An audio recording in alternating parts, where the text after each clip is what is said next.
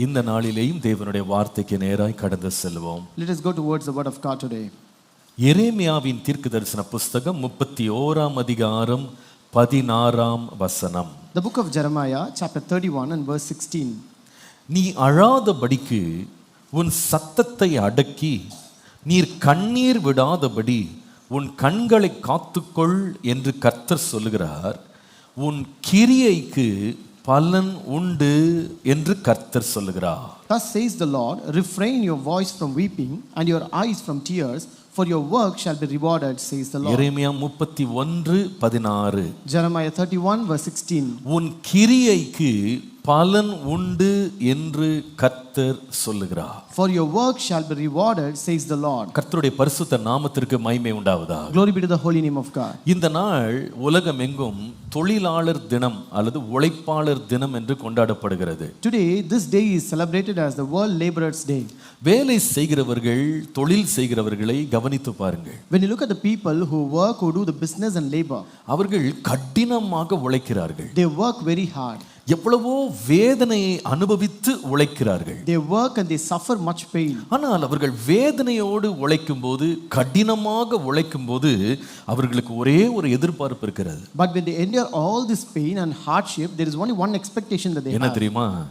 இந்த வேலை முடிந்த பிறகு எனக்கு ஊதியம் கிடைக்கும், எனக்கு சம்பளம் கிடைக்கும், எனக்கு பலன் கிடைக்கும் என்று எதிர்பார்த்து வேலை செய்கிறார்கள். They work with one expectation, that is, when I complete this work, I will receive my salary, I will receive my wages, I will receive my reward. ஒரு வேலையாள், ஒரு உழைப்பாளி தன்னுடைய வேலை நாள் முடிந்தவுடனே, வேலை நேரம் முடிந்தவுடனே, தன்னுடைய சம்பளத்தை கையிலே வாங்கின உடனே அவன் இவ்வளவு நாள் பட்ட வேதனை, இவ்வளவு நேரம் சிந்தின வேர்வை, அவனுக்கு வந்த வலி எல்லாவற்றையும் அவன் அந்த சம்பளத்தை பார்த்த உடனே மறந்து போகிறார். Once this laborer completes his work and when he gets his wages on that day, he is so satisfied and he forgets all the labor, all the suffering, all the pain and all the sweat that he went through the entire day. அந்த சம்பளம் கையிலே கிடைத்த நிறைவினாலே மீண்டும் மீண்டும் வேலை செய்ய அவனுக்கு ஒரு உற்சாகம் உண்டாகிறது. And because of the satisfaction of getting that wages, he is being encouraged to work again and again.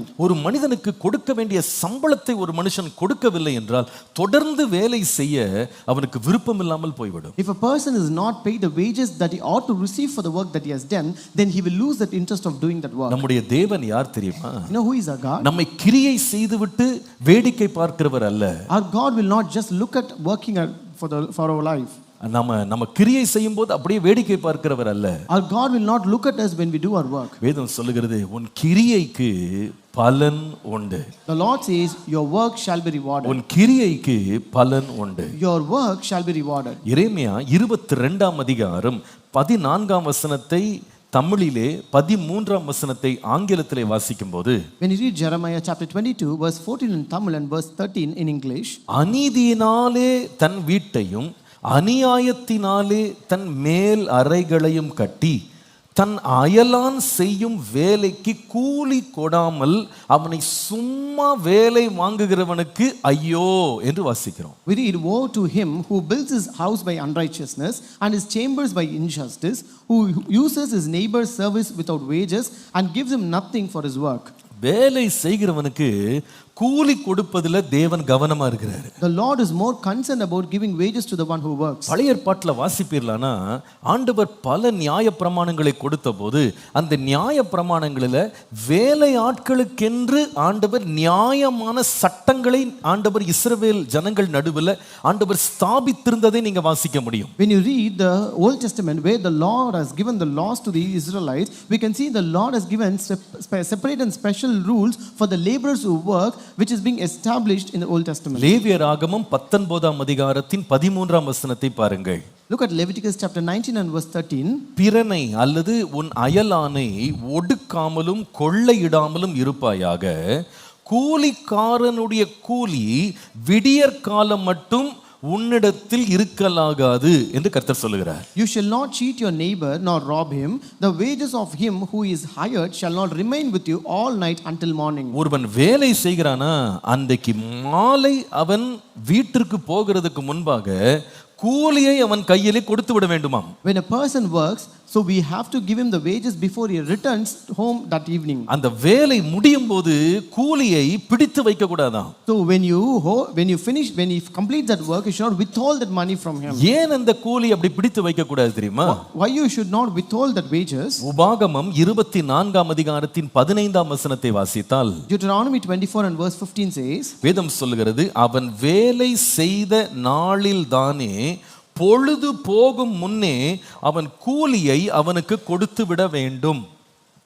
every day you shall give him his wages and not let the sun go down on it. ஏன் என்று சொல்லுகிறார்? He says why? அவன் ஏழையும் அதின் மேல் ஆவலுமாய் இருக்கிறான். Because he is poor and has set his heart on it. அவன் அது மேல ஆசையா இருக்கிறான். எப்போ எனக்கு சம்பளம் கொடுப்பாங்கன்னு ஆசையோட வேலை செய்யறான். ஆவலா இருக்கிறான். He set his heart on it. He is earning to receive that wages. தொடர்ந்து பாருங்க. You can read continue. அந்த கூலியை அவனுக்கு கொடாவிட்டால் அவன் உன்னை குறித்து கர்த்தரை நோக்கி முறையிடுவான், அது உனக்கு பாவமாய் இருக்கும் என்று வாசிக்கிறோம். Lest he cry out against you to the Lord and it be a sin to you. பாருங்க, அப்போ கர்த்தர் எவ்வளவு கவனமா இருக்கிறாரு பாருங்க. See how much the Lord is mindful of this. வேலை வாங்குவதில் மாத்திரம் இல்ல, அதற்குரிய பலனை சரியா கொடுக்கணும். So it is not only in extracting the work, but we should be very careful in giving the reward as well. கர்த்தருக்கு ஊழியம் செய்கிறவர்களுக்கும் இதே நியமனத்தை கர்த்தர் சபையிலே ஸ்தாபித்தார். So the Lord also established the same rule for the people who labor in ministry. எப்படி ஒருவன் உலகத்துல போய் வேலை செய்யும்போது அவன் வேலை செய்து முடித்தவுடனே அவனுடைய கூலியை ஒரு எஜமான் கொடுக்கறானோ, like how a person in the world when he goes and does the work and when he completes, the master has to give him the wages. சபையில ஒரு ஊழியனிடத்துல ஆவிக்குரிய நன்மைகளை ஒருவர் பெறும்போது அவர்கள் அந்த ஊழியனுடைய ஊதியத்தை அவர்கள் கொடுக்க வேண்டும் என்று கர்த்தர் நியமித்தார். Similarly, when people receive the spiritual work that is being done by the people or the pastors in the ministry, the Bible says they should also be paid with the wages that is worthy of him. 1 தீமோத்தேயு 5ஆம் அதிகாரம் 17 முதல் 18 பாருங்கள். 1 Timothy chapter 5 verses 17 and 18. நன்றாய் விசாரணை செய்கிற மூப்பர்களை விசேஷமாக திருவசனத்திலும் உபதேசத்திலும் பிரயாசப்படுகிறவர்களை இரட்டிப்பான கனத்திற்கு பாத்திரராக எண்ண வேண்டும். Let the elders who rule well be counted worthy of double honor, especially those who labor in the word and doctrine. 18ஆம் வசனம். Verse 18. போரடிக்கிற மாட்டை வாய் கட்டாயாக என்றும் வேலையாள் தன் கூலிக்கு பாத்திரனாய் இருக்கிறான் என்றும் வேத வாக்கியம் சொல்லுகிறதே. For the scripture says, you shall not muzzle an ox while it treads out the grain, and the laborer is worthy of his wages. அப்ப அர்த்தம் என்ன? What does it mean?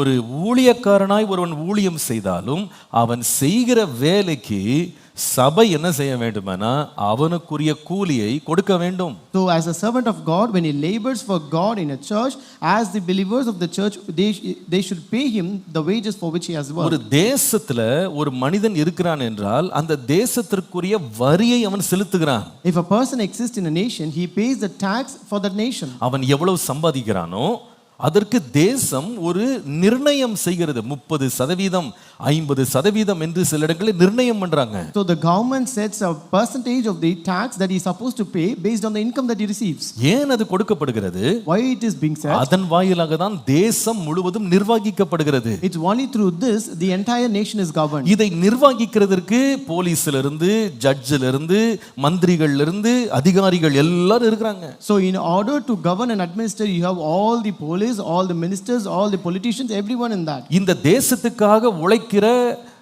Soldiers இருக்காங்க, காவலர்கள் இருக்காங்க, எல்லைகள்ல காவல் காக்கிறாங்க. We have soldiers in the borders who also work for the protection of the nation. இவர்கள் எல்லாரும் தேசத்துக்காக உழைக்கிறதுனால தேசம் அவர்களுக்கு சம்பளத்தை கொடுக்கிறது. Since they work for the nation pays them. யாரும் ஓசியில செய்ய போறது இல்ல. No one will work for nothing. ஒருவேளை ஒரு சிப்பாய் வந்து ஒரு எல்லையில நின்னுட்டு அவன் ஜீவனையே பணயம் வச்சு வேலை செய்யலாம். See, it might be a soldier who might be working in the border who actually keeps its life at stake. ஆனால் அவனுக்கு சாப்பாடு வேணும். But but he needs food as well. அவனை சார்ந்த ஒரு குடும்பம் இருக்கு, அந்த குடும்பத்துக்கு சாப்பாடு வேணும். And there is a family that is depending on him, and they also need to be fed. ஆகவே நாம கொடுக்கிற வரி பணம் என்ன செய்யப்படுதுன்னா, அந்த சோல்ஜர்ல இருந்து, அங்க இருக்கிற அதிகாரியில இருந்து, ஐஏஎஸ் ஆபீசர்ல இருந்து, கலெக்டர்ல இருந்து, டீச்சர்ல இருந்து, அங்க இருக்கிற கார்ப்பரேஷன் ஒர்க்கர்ல இருந்து எல்லாருக்கும் என்ன வருதுன்னா, இந்த டாக்ஸ் என்னவா மாறுதுன்னா சம்பளமாக மாறுகிறது. And therefore the tax that we pay becomes the salary and wages for all the soldiers, or for all the government officials, for all the collectors, IAS officers, and everyone there. அப்போ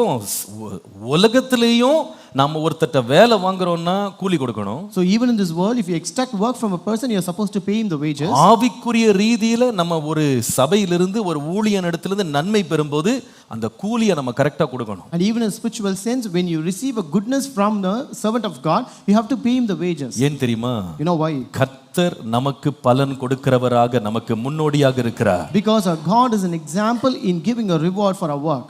அவரும் பாருங்க, நாம செய்யற ஒவ்வொரு கிரியைக்கும் பலன் தருகிறவராய் இருக்கிறார். And he is the one who gives a reward for every work that we do. உன் கிரியைக்கு பலன் உண்டு. And your work shall be rewarded. ஆச்சரியமா இருக்கு, கர்த்தர் எப்படியெல்லாம் நம்முடைய கிரியையை பார்க்கறாருன்னு பார்த்தா. So it is really surprising to see how the Lord looks at our works. நீங்கள் மத்தேயு 10 அதிகாரம் 42 வசனத்தை வாசித்தால், When you read Matthew 10 and verse 42, சீஷன் என்னும் நாமத்தின் நிமித்தம் இந்த சிறியரில் ஒருவனுக்கு ஒரு கலசம் தண்ணீர் மாத்திரம் குடிக்க கொடுக்கிறவனும் தன் பலனை அடையாமல் போகான் என்று மெய்யாகவே உங்களுக்கு சொல்லுகிறேன் என்று இயேசு சொன்னார். And whoever gives one of these little ones only a cup of cold water in the name of a disciple, assuredly I say to you, he shall by no means lose his reward. அப்ப கர்த்தர் என்ன செய்றாருன்னா, நம்ம கொடுக்கிற ஒரு class தண்ணியை கூட கர்த்தர் பார்க்கறாராம், அதை கூட கணக்கு வைக்கிறாராம். So which means the Lord is mindful of even the small glass of water that we give someone. நான் சொல்லுவேன், ஒரு கலசம் இங்கிலீஷ்ல கோல்டு வாட்டர்னு இருக்கு, பச்சை தண்ணியா கொடுத்தா கூட, வெறும் தண்ணியா கொடுத்தா கூட ஆண்டவர் நம்ம கிரியையை கணக்கு பார்க்கிறார்னா, நம்ம தேவனுக்கென்று செய்கிற, தேவனுக்கு முன்பாக செய்கிற கிரியைகளை தேவன் கவனிக்காம இருப்பார் நீங்க நினைக்கிறீங்களா? So when God looks at even a cup of cold water that is being given for someone, will not God look at the works that we do for him? இந்த கர்த்தர் நம்ம கொடுக்கிற வாக்குறுதி என்ன தெரியுமா? Now what is the promise that the Lord gives today? உன் கிரியைக்கு பலன் உண்டு. Your work shall be rewarded. Hallelujah. Hallelujah. இடது கையை நம்ம நெஞ்சு மேல வச்சிட்டு கையை உயர்த்தி சொல்லுங்க. Put your left hand on your chest and raise your N right hand. கிரியைக்கு பலன் உண்டு.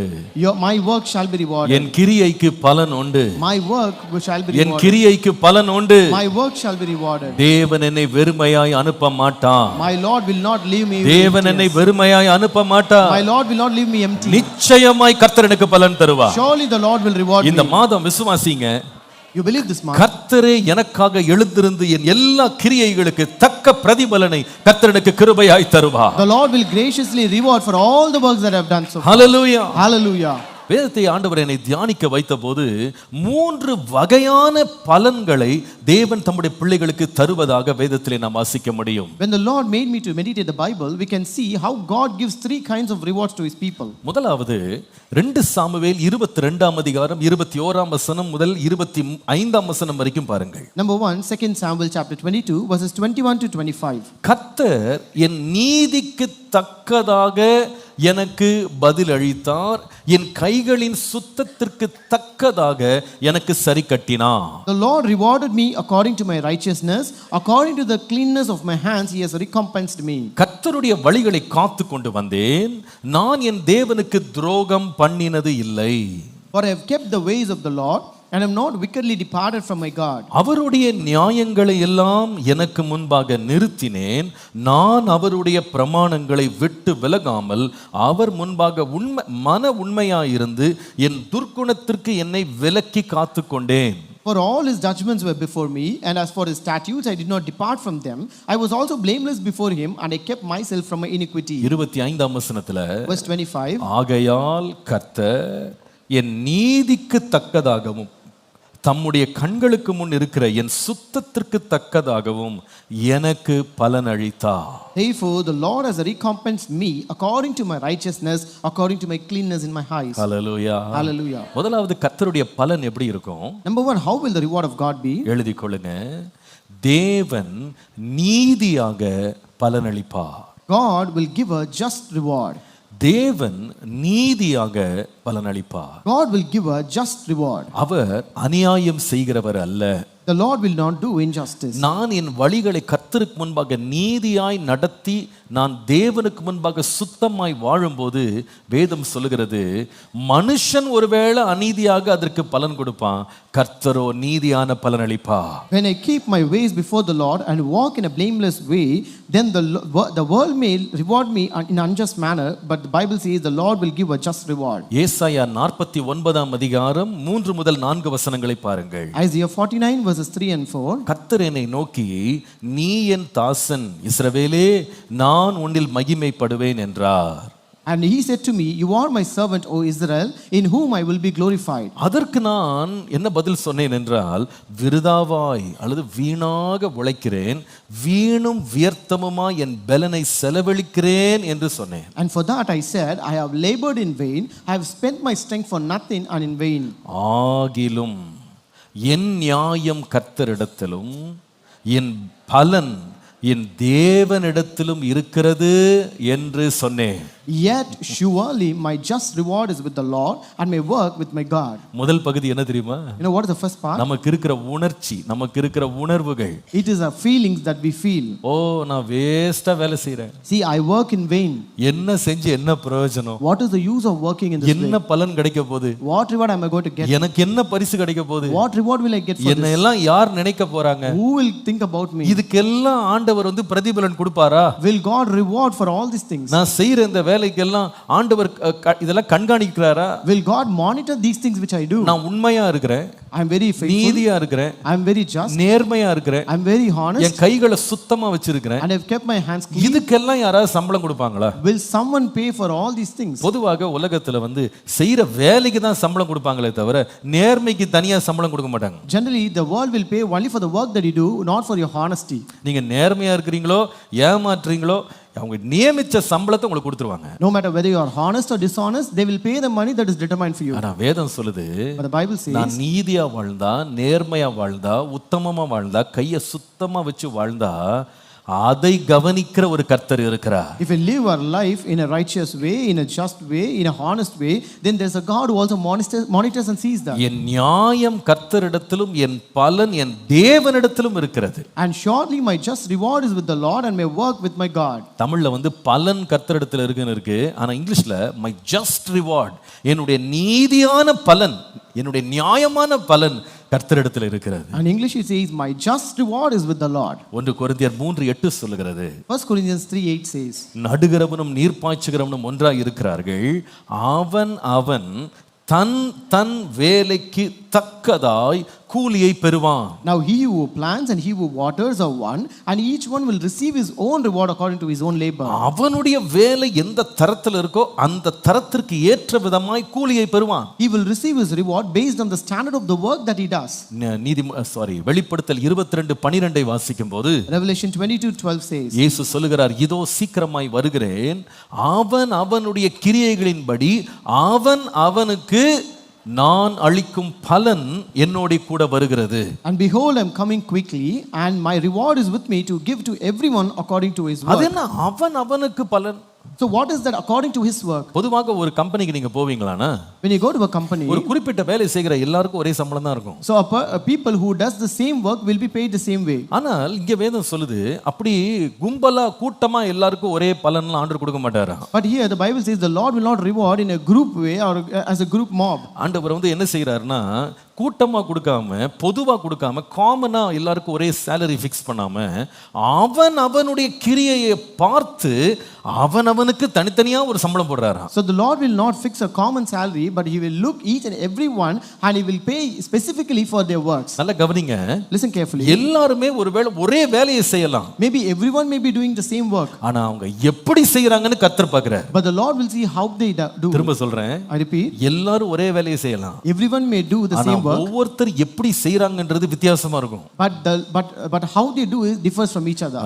அவங்க எப்படி செய்யறாங்க? How do they do it? அதனால தான் நீங்க கொலோசியர் 3:23 இருந்து வாசிப்பீர்களானால், That's why when you read in Colossians chapter 3 and verse 23 onwards, நீங்கள் கர்த்தராகிய கிறிஸ்துவை சேவிக்கிறதுனாலே சுதந்திரமாகிய பலனை கர்த்தராலே பெறுவீர்கள் என்று அறிந்து எதை செய்தாலும் அதை மனுஷருக்கென்று செய்யாமல் கர்த்தருக்கென்றே மனப்பூர்வமாய் செய்யுங்கள். And whatever you do, do it heartily as to the Lord and not to men, knowing that from the Lord you will receive the reward of the inheritance, for you serve the Lord Christ. Hallelujah. Hallelujah. கையால செய்யறத மனுஷன் பார்ப்பான், மனப்பூர்வமா செய்யறத கர்த்தர் பார்ப்பார். So people will look at the work that you do with your hands, but God will look at the way you do with your heart. மனுஷன் முகத்தை பார்க்கறான், கர்த்தர் இருதயத்தை பார்க்கிறார். Men look at your faces, but God looks at your heart. நம்ம எவ்வளவு சந்தோஷமா செய்றோம், How gladly we do it. எவ்வளவு உற்சாகமா செய்றோம், How cheerfully do we do எவ்வளவு it. மனப்பூர்வமா செய்றோம், How willingly we do that. இருதயத்தை எவ்வளவு அதுல வைத்து நம்ம செய்றோம். How much we set our heart upon it when you do it. கர்த்தர் அதை பார்க்கிறாரு. That is what God sees. அதை பார்த்துட்டு நீதியாக நமக்கு பலன் கொடுப்பார். And looking at it, God will give a just reward. நீதியாக பலன் கொடுப்பார். He will give a just reward. நான் சொல்லுவேன், கர்த்தர் நமக்கு நீதியை சரிக்கட்டி நீதியாக நமக்கு பலன் அளிக்கிறவர். I tell you, the Lord will reward us according to our righteousness and recompense us for our righteousness. நீங்கள் ஆதியாகமம் 31 அதிகாரம் 6 முதல் 7 வசனங்களை பார்க்கும்போது, When you look at Genesis 31 verses 6 and 7, அங்கே யாக்கோபு சொல்லுகிறான், Jacob says here, என்னால் இயன்ற மட்டும் நான் உங்கள் தகப்பனுக்கு ஊழியம் செய்தேன் என்று அறிந்திருக்கிறீர்களே என்று சொல்லி தன்னுடைய மனைவிகள்கிட்ட சொல்றாரு. He says to his wives that, as you know that with all my might I have served your father. எப்படி வேலை செய்தாரா? How did he do that? தன்னால் இயன்ற மட்டும் வேலை செய்தார். With all his might whichever is possible. அதாவது இங்கிலீஷ்ல வந்து வேற மாதிரி இருக்கு. அது வந்து என் முழு பலத்தோட நான் வேலை செய்தேன்னு சொல்றாரு. It says he has done it with all his might. அவர் பனியிலே வேலை செய்ததாக சொல்றாரு, வெயில்ல வேலை செய்ததாக சொல்கிறார். He says he also worked in dew, he also worked in sun. ஒரு ஆடும் வந்து காணாம போகாதபடி பத்திரமா பாத்துக்கிட்டாரு. And he also protected that no sheep goes away. ஆனா பாருங்க, இவ்வளவு உண்மையா வேலை செய்யும்போது, But see how faithfully he worked. ஆனால் 7ஆம் வசனத்துல வாசிக்கிறோம், But in verse 7 we இந்த read, வேலையெல்லாம் வாங்கின லாபான் எப்படி கூலி கொடுத்தான் தெரியுமா? how does this Laban who extracted this work pay him? அவர் சொல்லுகிறாரு, உங்கள் தகப்பனோ அதாவது லாபானோ என்னை வஞ்சித்து என்னை ஏமாற்றி என் சம்பளத்தை 10 முறை மாற்றினான். Yet your father Laban has deceived me and changed my wages 10 times. அப்ப மனுஷனுடைய வேலையை பாத்தீங்களா? So look at the work of men. இவன் முழு மனசா வேலை செய்தானா? He worked wholeheartedly. இரவும் பகலும் அவன் ரொம்ப கடினமா வேலை செய்தானா? He worked hard day and night. எதுவும் தொலைந்து போகாதபடி பத்திரமா ஜாக்கிரதையா வேலை செய்தானா? He worked so meticulously so that nothing is lost. ஆனா மனுஷன் எப்படி கூலி கொடுத்தான்னா 10 மடங்கு 10 முறை கூலிய மாத்தி மாத்தி கொடுத்தானா? But man paid him by changing his wages 10 times. அதாவது கூலிய மாத்தி கொடுத்தான்னு அவர் சொல்றது எதை பத்தி சொல்றாருன்னா, கூலியை ஏத்தி கொடுக்கல, இருந்த கூலிய குறைச்சு கொடுக்கறதுக்கு 10 வித்தியாசமான காரணங்களை கண்டுபிடிச்சு மாத்தி மாத்தி கொடுத்தாராம். So here changing his wages doesn't mean in a positive increasing way, but he decreased his wages, finding fault with him every 10 times. கர்த்தருடைய நாமத்துக்கு மகிமை உண்டாவதா. Glory be the name of the Lord. ஆனால் அவர் எப்படி முடிக்கிறாரு பாருங்க. But how he completes it? ஆனாலும் அவன் எனக்கு தீங்கு செய்ய தேவன் அவனுக்கு இடம் கொடுக்கவில்லை. But God did not allow him to hurt me. மனுஷன் வந்து அநீதியா எனக்கு கூலி கொடுக்கணும்னு திட்டம் போட்டான். Man has planned to pay me in an unjust way. 10 முறை சம்பளத்தை மாத்தி எனக்கு தீமையா சம்பளம் வரணும்னு, குறைவா சம்பளம் வரணும்னு அவன் பிளான் பண்ணா. He planned and changed my wages 10 times so that I will receive a low income. ஆனா தேவனோ அநியாயம் நடக்கிறதுக்கு தேவன் இடம் கொடுக்கல. But God did not give room for the injustice to happen. இந்த காலையில விசுவாசிங்க. You believe this morning? நீங்க யார்கிட்ட வேலை செய்றீங்களோ அந்த அதிகாரிக்கு மேல, அந்த எஜமானுக்கு மேல ஒரு பரம தகப்பன் இருக்கிறான்றத மறந்துடாதீங்க. Don't ever forget there's a God above the officer, above the boss that you're working under. அவர் உயர்ந்த உன்னத அதிகாரி அவர் ஒருத்தர் இருக்கிறாரு. And he is a high and greatest God, greatest officer. மனுஷன் அநீதியாக நமக்கு தீர்ப்பு செய்யலாம். People may reward us in an unjust manner. மனுஷன் நமக்கு வர வேண்டிய கிரியைக்கு தக்க, நம்ம செய்த கிரியைக்கு தக்க பலனை கொடுக்காம போய்டலாம். Men may not pay for the work that we have done for us. ஆனால் அநியாயம் செய்ய வேண்டும் என்று 10 முறை சம்பளத்தை மாற்றி பல முறை நமக்கு தீங்கு செய்யறதுக்கு, நம்முடைய சம்பளத்தை குறைக்கிறதுக்கு, நமக்கு அநியாயமான கூலி கொடுக்கிறதுக்கு மனுஷன் உட்கார்ந்து திட்டம் போட்டா கூட வேதம் சொல்லுகிறது, கர்த்தரோ எனக்கு இது நடக்காதபடிக்கு ஆண்டவர் இடம் கொடுக்கவில்லை.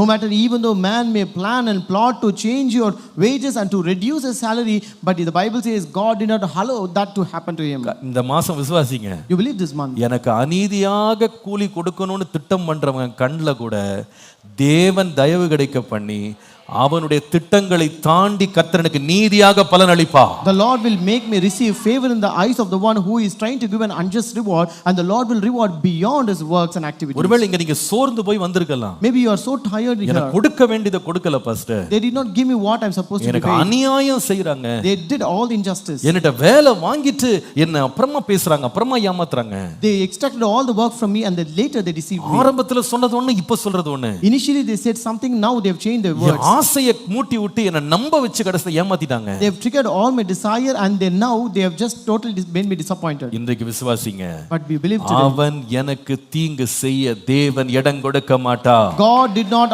allow him to hurt me. Hallelujah. Hallelujah. கர்த்தர் நீதியாய் பலன் அளிக்கிற தேவன். Our God is a God who will give a just reward. விசுவாசிக்கிற ஆமென் சொல்லுங்க. Amen. எனக்கு நீதியாய் பலன் பெறும்படி தேவன் உதவி செய்வான். The Lord will help me to get a just reward. உன் கிரியைக்கு பலன் உண்டு.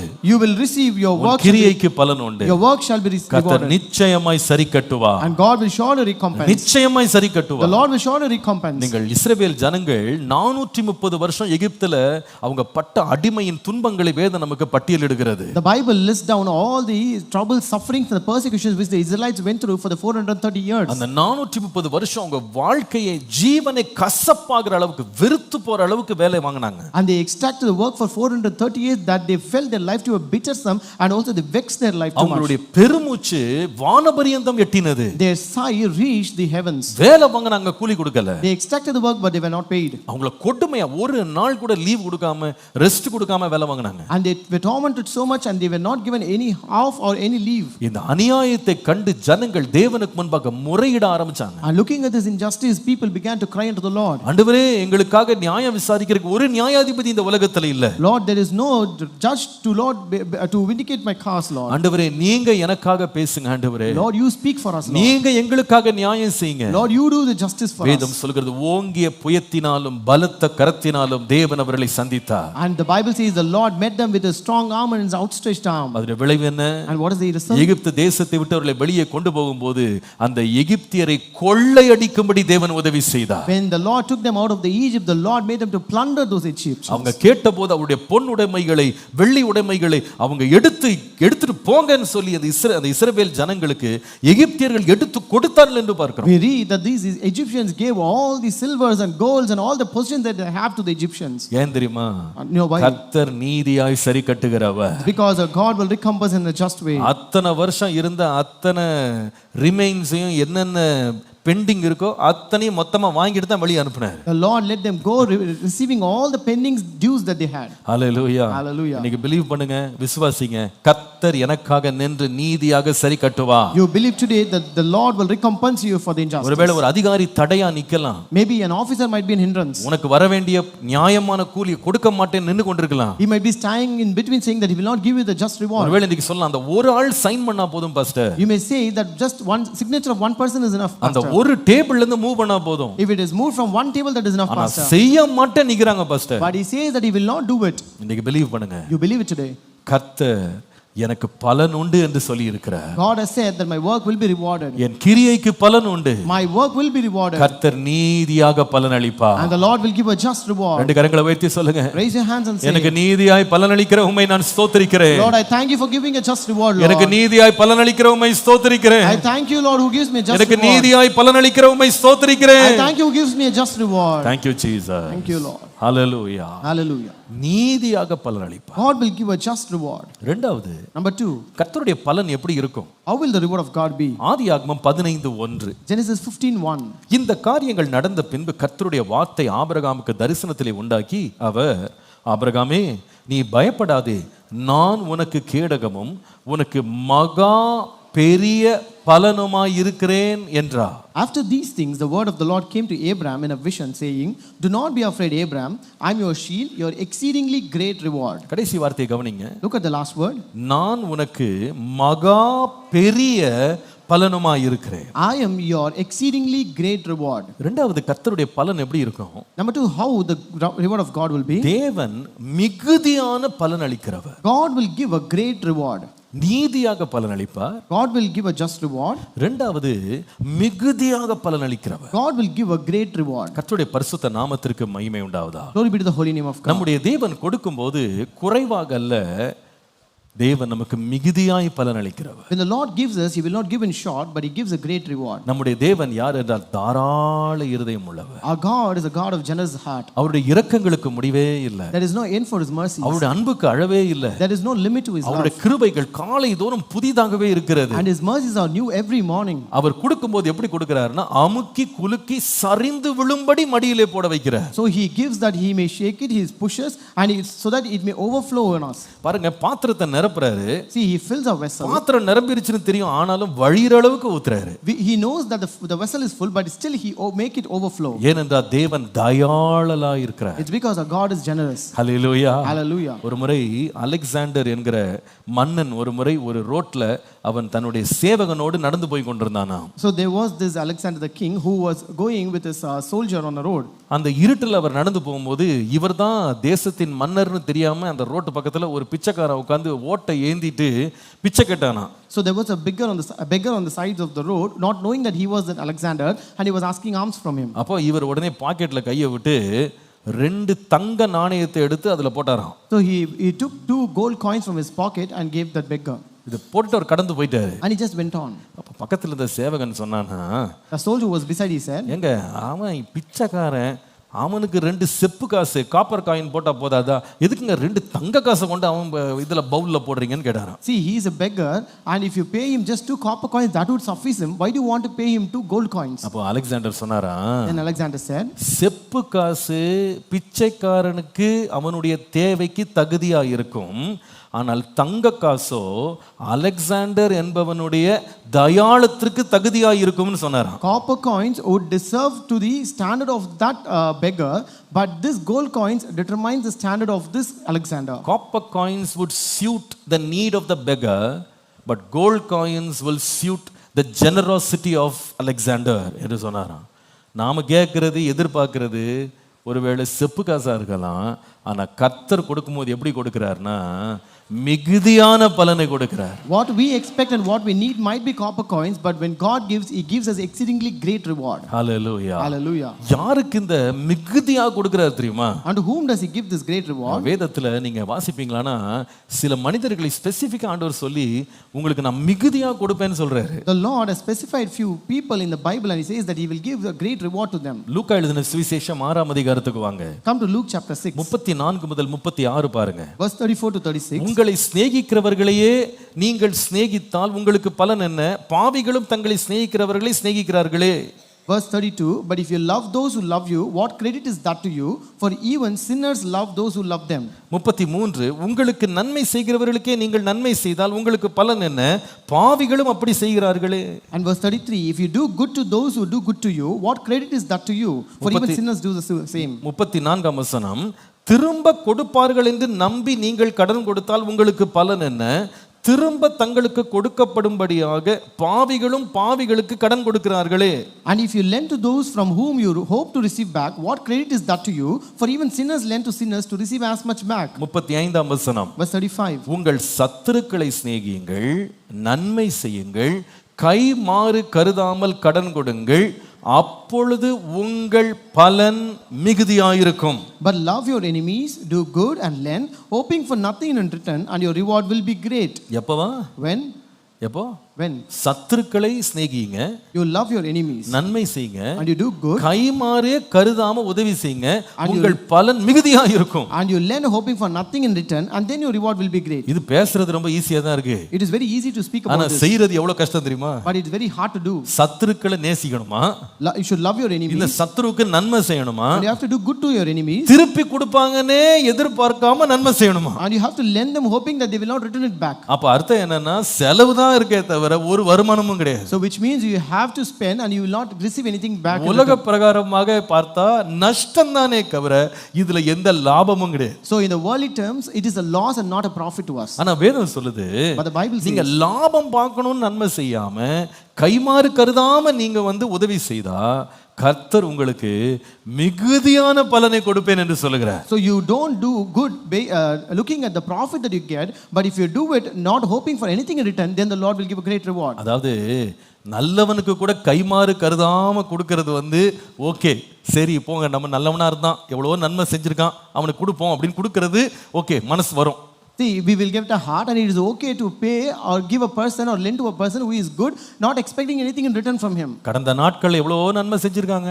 So in the past days he has done much good to me. இப்போ ஏதோ தீமையில மாட்டிக்கிட்டாங்க, தேவைக்கு வந்துட்டாங்க, கொடுத்துருவோம். Now he is in some need, so let us give him something. அன்னைக்கு பெற்ற நன்மைக்கு இப்ப கணக்க கழிச்சுக்கிடுவோன்னு சொல்லி கொடுப்போம். So this is just to recompense what he has paid me in the past. ஆனா இப்ப கர்த்தர் சொல்றாரு, But the Lord உனக்கு says, நன்மை செஞ்சவன் இல்லப்பா, உனக்கு சத்துருவா இருக்கான், உனக்கு தீமை செஞ்சான் பாரு, அவனுக்கு கைமாறு கருதாம நன்மை செய்யறாரு. not to the one who have done good to you, but your enemy who have done evil to you, you have to lend him so that and expect nothing in return from him. இப்படி இருக்கிறவங்க இருக்கிறாங்களா உலகத்துல?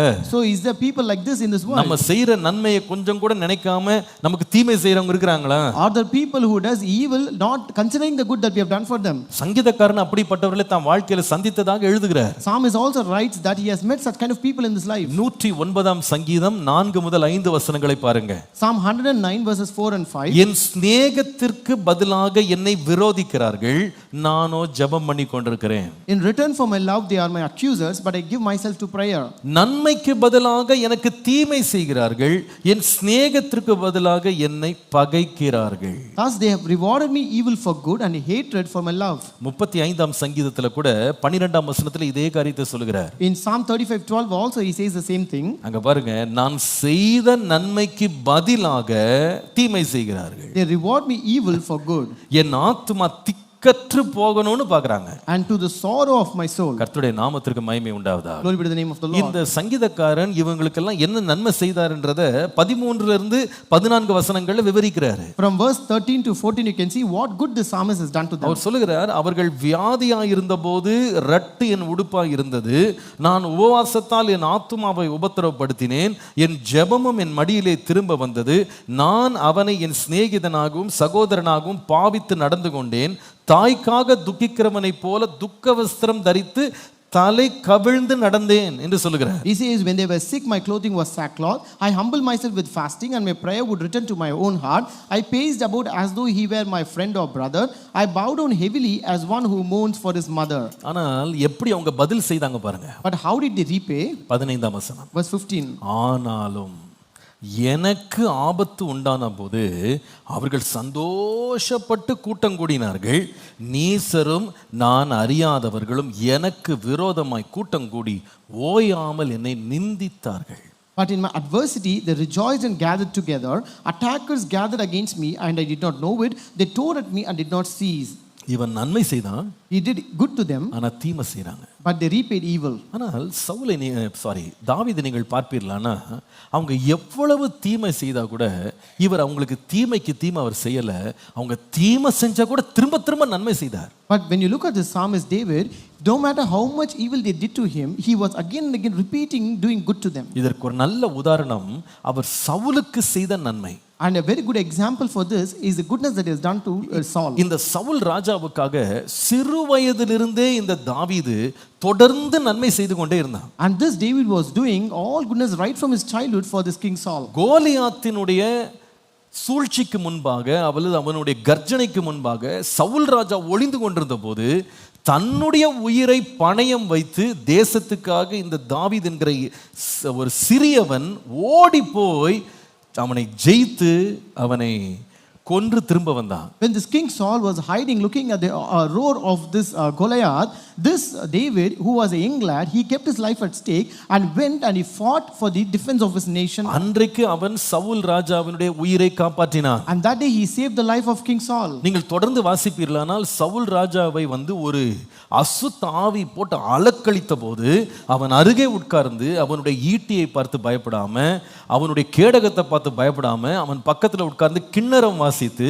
அவனுடைய அசுத்த ஆவி அவனை விட்டு விலகி போகிறதற்கு உதவி செய்தவன் இந்த தாவீது. And in one instance when you see that when this King Saul was tormented by an evil spirit, this David was not afraid looking at a spear or shield, but he was beside him and he was helping him to get rid of that evil spirit from him.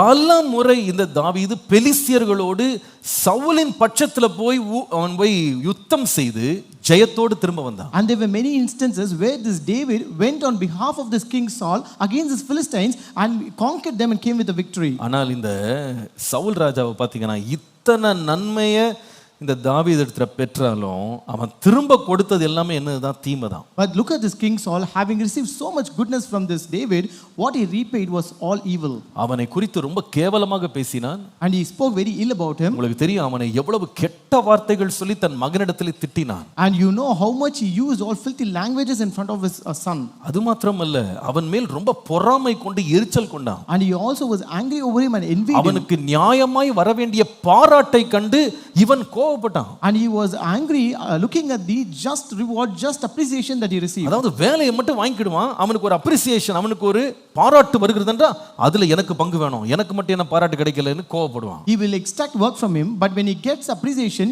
he also wants a part of the appreciation for him. அது மாத்திரம் இல்ல, தீமையே செய்யாத தாவீதை குற்றவாளியாக அவன் தீர்த்து அவனை கொன்று போட வேண்டும் என்று பட்டணம் தோறும் கிராமங்கள் தோறும் மலை பள்ளத்தாக்கு என்று ஒரு பெரிய சேனை எடுத்துட்டு பின்னாலேயே விரட்டிட்டு போனான். And he also pursued this this David, and he went over all the mountains and hills to kill him, finding him as a great criminal. ஒரு நாள் ஒரு சம்பவம் நடக்கிறது. One day an incident happened. சவுலை ஆண்டவர் தாவீதின் கையில ஒப்பு கொடுத்தார். The Lord delivered Saul into the hands of David. அவனை கொல்லுவதற்கு தாவீது சரியான ஒரு சந்தர்ப்பத்தை கையிலே அவன் பெற்றுக்கொண்டான். And David received a very good opportunity to kill this Saul. அப்ப நடந்தது என்ன?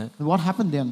இந்த தாவீது அவனை கொல்றதுக்கு எல்லா வாய்ப்பு இருந்தாலும் கொல்லாமல் அவன் என்ன செய்தான்னா அவனை ஜீவனை தப்ப விட்டான். Though this David had a chance to kill this King Saul, he did not kill him but left him and saved his life. 1 Samuel 24 அதிகாரம் 17 முதல் 20 வசனங்களை வாசித்தால், when you read 1 Samuel chapter 24 verses 17 to 20, அங்கே இந்த சவுல் தாவீதை பார்த்து சொல்லுகிறான், நீ என்னை பார்க்கிலும் நீதிமான், நீ எனக்கு நன்மை செய்தாய், நானோ உனக்கு தீமை செய்தேன். Here Saul said to David, you are more righteous than I, for you have rewarded me with good, whereas I have rewarded you with evil. இத தாவீது சொல்லல, சவுல் என்கிற சத்துரு சொல்லுகிறான். This was not said by David, but the enemy Saul said this. அப்பா, நான் உனக்கு தீமை தான் செய்தேன், ஆனா நீ எனக்கு ரொம்ப நன்மை செஞ்சிருக்க. See, I have did all the evil to you, but you have rewarded me with good. என்ன நன்மை? What is the good? 18 வசனம் பாருங்க. Verse 18. சவுலுடைய வார்த்தைகள்ல, these are words of Saul. நீ எனக்கு நன்மை செய்ததை இன்று விளங்க பண்ணினாய், கர்த்தர் என்னை உன் கையில் ஒப்பு கொடுத்திருந்தும் நீ என்னை கொன்று போடவில்லை. And you have shown this day how you have dealt well with me, for when the Lord delivered me into your hand, you did not kill me. ஒருவன் தன் மாற்றானை கண்டுபிடித்தால் அவனை சுகமே போக விடுவானோ, இன்று நீ எனக்கு செய்த நன்மைக்காக கர்த்தர் உனக்கு நன்மை செய்வாராக. For if a man finds his enemy, will he let him get away safely? Therefore may the Lord reward you with good for what you have done to me this day. 20 வசனம். Verse 20. நீ நிச்சயமாக ராஜாவாய் இருப்பாய் என்றும் இஸ்ரவேலின் ராஜ்யபாரம் உன் கையில் நிலைவரப்படும் என்றும் அறிவேன். And now I know indeed that you shall surely be king, and that the kingdom of Israel shall be established in your hand. Hallelujah. Hallelujah. Hallelujah. Hallelujah. தீமை செய்ய முடியும், He can do evil, தீமை செய்வதுதான் நியாயம். and it is just to do evil. ஆனா தாவீது நன்மை செய்தான். But he did good. சவுலிடத்தில் அவன் எந்த நன்மையும் பெறல. He did not receive any good from Saul. ஆனால் நன்மையை மாத்திரம் செய்தான். But he did good only. ஏன்னா அவனுக்கு ஒரு விசுவாசம் இருந்தது. Because he had a faith. எனக்கு நீதியாய் தீர்ப்பு செய்கிற ஒருத்தர் இருக்கிறாரு. There is a God who will judge me rightly. நான் தீமைக்கு பதிலாக நன்மை செய்வேனானால் எனக்கு குறைவாய் அல்ல மிகுதியாய் நன்மை செய்கிற ஒரு தேவன் இருக்கிறார். If I repay good for evil, then I have a God who will reward me greatly exceedingly. நம்முடைய வாழ்க்கையில கர்த்தர் நமக்கு பலன் கொடுக்கிறார். எதற்கு? நான் தீமை செய்யறதுக்கு இல்ல, நன்மை செய்யறதுக்கு பலன் கொடுக்கிறார். See, God gives us strength in our life so that we will do good. ஆனா சில பேர் நன்மையை பெறதுக்கு தகுதியற்றவர்களா நம்ம முன்னாடி நிப்பாங்க. But some people will stand as unworthy to receive that goodness. ஓயாமல் நமக்கு தீமை மட்டும் செய்வாங்க. They will just keep on doing evil to us. எல்லா கெடுதலும் செய்வாங்க. They do all the evil to us. அவங்க நம்ம பக்கத்து வீட்ல இருப்பாங்க. They might be our neighbor. நம்ம சொந்தங்கள்ல இருப்பாங்க. They might be our relatives. நம்ம கூட வேலை செய்றவங்களா இருப்பாங்க. They might be our colleagues and employees. நம்மளுடைய பார்ட்னர்ஸா இருப்பாங்க. They might be our partners as well. அவங்க பாத்தீங்கன்னா நீங்க ரொம்ப அவங்களை நம்பி இருப்பீங்க, நன்மை செய்வீங்க, ஆனா ஓயாமல் உங்கள் முதுகுக்கு பின்னால தீமை செஞ்சுக்கிட்டே இருப்பாங்க. See, no matter how much good you do to them, but they will keep on repaying evil to us. மாம்சத்துல நம்ம கிரியை செய்யணும்னா உடனே எப்படி நம்ம மனசு தோணும்னா, நீ தீமை செஞ்சல்ல, நானும் உனக்கு தீமை தான் செய்வேன். So if you want to work in flesh, we will be intent to do evil for all the evil that they have done to us. கண்ணுக்கு கண், பல்லுக்கு பல். Eye for eye and a tooth for tooth. யானைக்கு ஒரு காலம் வந்தா பூனைக்கு ஒரு காலம் வரும். If there's a time for this and there's a time for that. நிறைய பேர் காலத்துக்கா காத்துக்கிட்டு இருக்காங்க. Many people are waiting for their time. ஒரு நேரம் வரும் உனக்கு செய்யறேன் பாரு நானு. See, I'll get a time and a chance to do this to you. சில பேர் சொல்லுவாங்க, இத மட்டும் நான் உனக்கு செய்யல, என் பேர் இது இல்ல. So some people will say, if I don't repay this to you, this is not my name. அப்ப என்ன பேரை இவங்க நிலைநாட்டணுமா? So what name they want to establish there? நன்மை செஞ்சவன் பேர் நிலைநாட்ட கூடாது. எந்த அளவுக்கு உன்னை விட பல மடங்கு தீமை செய்வேன்றதை நான் நிலைநாட்டுவேன். So they want to establish themselves that they can do more evil than they have done. இன்னைக்கு முடியல, ஒரு நாள் முடியும். See, today it is not possible, but one day I will surely do it. பள்ளி வாங்காம விட மாட்டேன். I will surely take revenge. ஆனா தாவீதை பார்க்கிறோம். But we look at David. தொடர்ந்து தன்னுடைய எஜமான் தீமை செய்தான். See, his master was doing evil to him continuously. ஆனா தாவீதோ நன்மையன்றி வேறு ஒன்றும் செய்யல. But David did good only and nothing else. அதோட விளைவு என்ன? And what is the result of it? கர்த்தர் அவனை மிகுதியாக பலன் அளித்தார். The Lord gave a great reward to him. உன் கிரியைக்கு பலன் உண்டு. Your work shall be rewarded. உன் கிரியைக்கு பலன் உண்டு. Your work shall be உன் rewarded. கிரியைக்கு பலன் உண்டு. Your work shall be rewarded. Hallelujah. Hallelujah. நன்மை செய்கிறவனுக்கு நன்மை செய்யறதில்ல இல்ல, It's not தீமை செய்கிறவனுக்கு நன்மை செய்ய கர்த்தாவே கிருபை தாரும். So it's not doing good for to the one who does good, but good to the one who does evil. ஏன் தெரியுமா? You know why? எனக்கு மிகுந்த பலன் வேணும். Because I need great எனக்கு reward. மிகுதியான பலன் வேணும். Because I need great reward. மிகுதியான பலன் வேணும்ன்றவங்களோ ஆமென் சொல்லுங்க. All who need great reward. Hallelujah. Hallelujah. சின்ன பேக்கேஜ் வேணும்னா நீங்க தீமை செய்யுங்க, பெரிய பேக்கேஜ் வேணும்னா நன்மை செய்யுங்க. If you want a small package, do evil. If you want a great package, do good. கர்த்தர் எனக்கு மிகுதியான நன்மை தருவார்னு விசுவாசிக்கிற ஆமென் சொல்லுங்க. All who believe that God will give great reward. மிகுதியான நன்மை செய்வார்னா, மிகுதியான ஆண்டவர் பலனை தருவார் அப்படின்னா, தீமைக்கு கூட நான் தீமை செய்ய மாட்டேன், நன்மையை செய்வேன். So when God gives a great reward, it means that I will do or repay good for evil. என் தேவன் எனக்கு மிகுதியான நன்மை செய்வார். My God will give a great reward. இன்னைக்கு ஒருவேளை இந்த வார்த்தை உங்க வாழ்க்கைக்கு ஒரு தீர்க்க தரிசனமான வார்த்தையா இருக்கலாம். Maybe this word might be a prophetical word to your life. Pastor என்ன பத்தி இப்படி கடிதம் போட்டார் pastor. Pastor, they rebuked me this way. இல்ல என்ன பத்தி கடிதம் இப்படி போட்டாங்க எங்க ஆபீஸ்ல. They wrote a letter about me in this way. என்ன பத்தி பொய்யான புகார் அளிச்சிருக்காங்க. They gave all the false accusations about me. என்ன பத்தி அவ்வளவு தீமை எனக்கு பின்னால செஞ்சிருக்காங்க. And they have done all the evil behind me. எனக்கு வர வேண்டிய நியாயமான காரியங்கள் எல்லாம் இவங்க புகுந்துட்டு இவங்க தான் செஞ்சேன்னு எல்லா பலனையும் வாங்கிட்டு போயிடுறாங்க. And they interfered in between and they took away all the reward that ought to be received by him. எல்லாத்துலயும் அவங்களுடைய தலையீடு இருக்கு. அவங்க எங்களை மேலவே வரவிட மாட்டேங்கிறாங்க. And their intervention is being seen in everything and they don't let me come up. எப்படி நான் தொடர்ந்து நன்மை செய்யறது? And how to continue to do good? செய்ய வேண்டிய நன்மை எல்லாம் நிறைய செஞ்சிட்டேன். I have done good to the extent possible. கர்த்தர் சொல்றாரு. But God says, நன்மை செய்கிறதில் சோர்ந்து போகாதீங்க. do not grow weary in doing good. நீங்கள் சோர்ந்து போகாதிருந்தால் ஏற்ற காலத்தில் நீங்கள் பலனை அறுப்பீர்கள். If you do not grow weary, you will reap at the right time. அந்த பலன் எப்படி வரும் தெரியுமா? And how will that reward be? கொஞ்சமா வராது. Not a little way. ஆண்டவர் மிகுதியாக பலன் அளிப்பார். But God will give a great reward. பட்ட தீமைக்கு அத்தனைக்கும் தேவன் சேர்த்து வட்டியோட ஆண்டவர் பலன் தருவார். The Lord will give you a reward in a great manner for all the evil that you have suffered. Hallelujah. Hallelujah. கர்த்தர் உன்னுடைய கிரியைக்கு தக்க பிரதிபலன் அளிப்பார். God will give reward to your works. கடைசியாக ஆண்டவர் எப்படிப்பட்ட பலன் கொடுப்பார்? At last, what kind of reward will God give us? முதலாவது கவனிச்சோம், நீதியாக பலன் அளிப்பார். Number one, God will give a just reward. இரண்டாவது மிகுதியாக பலன் அளிப்பார். Number two, God will give a great reward. மூன்றாவது எப்படி பலன் அளிப்பார்? Number three, நீங்கள் மத்தேயு எழுதின சுவிசேஷம் 6ஆம் அதிகாரத்தின் 4ஆம் வசனத்தை பாருங்கள். Matthew chapter 6 and verse 4. அப்பொழுது அந்தரங்கத்தில் பார்க்கிற உன் பிதா தாமே உனக்கு வெளியரங்கமாக பலனளிப்பார். And your Father who sees in secret will himself reward you openly. கர்த்தருடைய பரிசுத்த நாமத்திற்கு மகிமை உண்டாவதாக. Glory be to the holy name of God. எப்படி கர்த்தர் பலனளிப்பார்? How will the Lord reward? வெளியரங்கமாய் பலனளிப்பார். God will give an open reward. வெளியரங்கமாய் பலனளிப்பார். God will give an open reward. எல்லாருடைய கண்கள் காணும்படி தேவன் பலனளிப்பார். The Lord will reward you such a way that every eyes will see it. யாருக்கு இந்த வெளியரங்கமான பலன் தெரியுமா? Who will receive this open reward? நீங்கள் மத்தேயு எழுதின சுவிசேஷம் 6ஆம் அதிகாரம் 3ஆம் வசனத்திலிருந்து நீங்கள் வாசிப்பீர்களானால், If you read Matthew chapter 6 and verse 3 onwards, நீங்க 2ஆம் வசனத்திலிருந்து வாசிக்கலாம். you can read verse 2 as well. ஆகையால் நீ தர்மம் செய்யும்போது மனுஷனால் புகழப்படுவதற்கு மாயக்காரர் ஆலயங்களிலும் வீதிகளிலும் செய்வது போல உனக்கு முன்பாக தாரை ஊதுவியாதே, அவர்கள் தங்கள் பலனை அடைந்து தீர்ந்ததென்று மெய்யாகவே உங்களுக்கு சொல்லுகிறேன். Therefore, when you do a charitable deed, do not sound a trumpet before you, as the hypocrites do in the synagogues and in the streets, that they may have glory before men. Assuredly I say to you, they have their reward. நீயோ தர்மம் செய்யும்போது உன் தர்மம் அந்தரங்கமாய் இருப்பதற்கு உன் வலதுகை செய்கிறது உன் இடதுகை அறியாதிருக்க கடவது. But when you do a charitable deed, do not let your left hand know what your right hand is doing, that your charitable deed may be in secret. இப்படி தர்மம் செய்தால் 4ஆம் வசனத்துல அப்பொழுது அந்தரங்கத்தில் பார்க்கிற உன் பிதா தாமே உனக்கு வெளியரங்கமாய் பலன் அளிப்பார். And then your Father who sees in secret will himself reward you openly. கர்த்தருடைய பரிசுத்த நாமத்திற்கு மகிமை உண்டாவதா. Glory be to the holy name of God. பொதுவாகவே மனிதனுடைய தன்மை என்னவென்றா தீமை செய்யும் போது மறைச்சு செய்வான், நன்மை செய்யும் போது வெளியரங்கமா செய்வான். Generally the human nature is that when they do some evil they will do it in secret, but when they do good things they do it in open. அவங்க தீமை செஞ்சாங்கன்னா யாரும் பார்க்க கூடாதுன்னு நினைப்பாங்க, நன்மை செஞ்சிட்டாங்கன்னா எல்லாருமே பார்க்கணும்னு எதிர்பார்ப்பாங்க. When they do some evil they don't want anyone to see them, but when they do something good they want everyone to look at them. ஏன்னா மனுஷனுடைய ஜென்ம சுபாவம் எப்படின்னா நாம செய்யற ஏதோ நம்ம எல்லாம் பொல்லாதவர்கள் தான். நம்ம எல்லாரும் தகப்பன கூட பொல்லாதவர்களாகிய நீங்கள்னு போட்டிருக்கு. நம்ம எல்லாரும் பாவம் செய்து தேவ மகிமையற்றவர்களானோன்னு போட்டு நம்ம எல்லாம் ஒரே போட்டில் தான் இருக்கோம். ஆனாலும் நம்ம கொஞ்சம் நன்மை செய்ய பார்த்துட்டோம் அப்படின்னா 10 பேர் பார்க்குற மாதிரி செஞ்சுட்டு 10 பேர் கேட்குற மாதிரி செஞ்சுட்டு அவங்க கேட்காட்டி கூப்பிட்டு சொல்லியும் நான் நன்மை செஞ்சேன்னு சொல்லாட்டி நமக்கு என்ன வராது, நிம்மதி வராது. See, we are all wicked people and we have all sinned and fallen short of glory of God, but though we do something good we want people to notice us, see us, and we want people to hear us. Even if they don't notice, we call them and we say that we have done this good.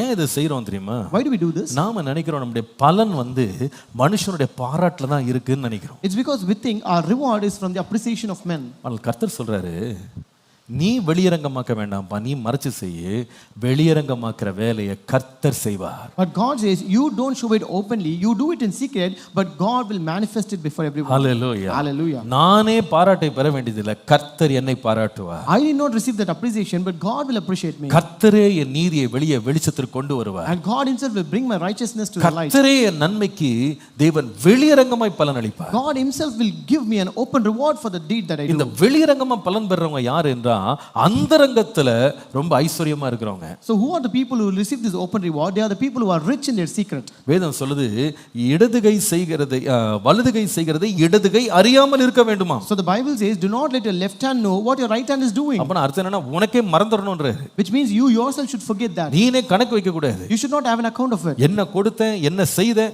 மறந்துறப்பா. You have to forget what you have given, what you have done. ஏன் தெரியுமா?